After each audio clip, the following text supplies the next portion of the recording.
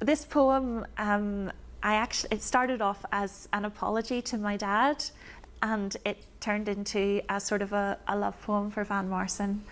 I'll do it for you now. If you Great, please. It's called The Lion's Roar.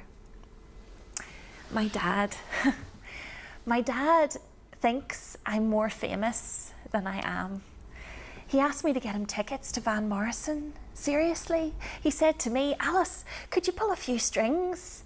I wish I could, Dad, but here's the thing. That gig is sold out. And without a doubt, before Van anchors back on this piece of turf where we have the crack, there will be a whole cast of Belfast citizens with more sway than me, asking for spare tickets to see that lyrical genius, wise man of the East, returning like a memory, to lift the sweetest fruit that ever fell from the poetry tree and hold it in an alchemy, a mastery, a feast, for ears and hearts and minds and souls, with a song of home deep enough to fill every bone, every hungry vessel with warmth and chills. And what do I have? I'm a low-down hobo poet living in Wonderland, Dad. I don't really go out. I don't socialise. 1,193 friends on Facebook to disguise the fact that I'm alone most of the time. And yes, I live just a few steps from Hyndford Street, and I'm making ripples with my poetry. But those tiny ripples might as well be swirling inside a tub of ice cream. And for all the Celtic king of soul could sing about fuscos and jelly roll, these days he must go sailing on, and he doesn't clean windows round here no more. And it'll be a long time before my ripples make waves big enough to get me out of this phase I'm in, to lift my head from the sands of writing and reading to another game of healing, to stand in my own skin and shake hands with poetic champions. And I'm sorry, Dad, I know you might be Van's biggest fan, but so is nearly every other man in East Belfast who, like you, listened from the beginning to the mystic breaking through.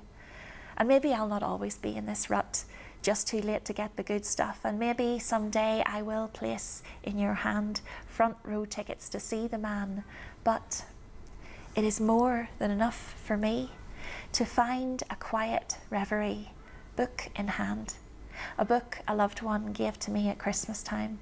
And I have to admit, it made me cry, because that book is called Lit Up Inside. Because you see, I know I'm not the only one who, despite the technicalities of blood, feels like Van is a member of my family. He generously shared with me his soul when he said Coney Island was beautiful. And I was 4 years old, driving to the shore, excited to see what the big man had promised me, and he gave me and my family more than anyone could ever ask for. I'll miss that Cyprus Gardens semi-detached cul-de-sac in Ballyhack. Now I'm at Terrace 24. But he takes me back on up the avenue. Every time Madame George checks her tights in my mind for ladders, climbs new heights and spatters a shower of colours over my soul. As the lion growls, climbs the walls, Jackie Wilson dances in the kitchen, Van Morrison, you said it all.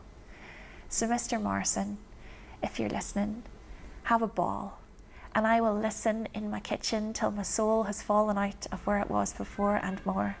I'll keep listening into the next life and those that came before, and I'll pray I'll never stray from the lion's roar. Well, I think that should at least earn you a slider from Fusco's from your father.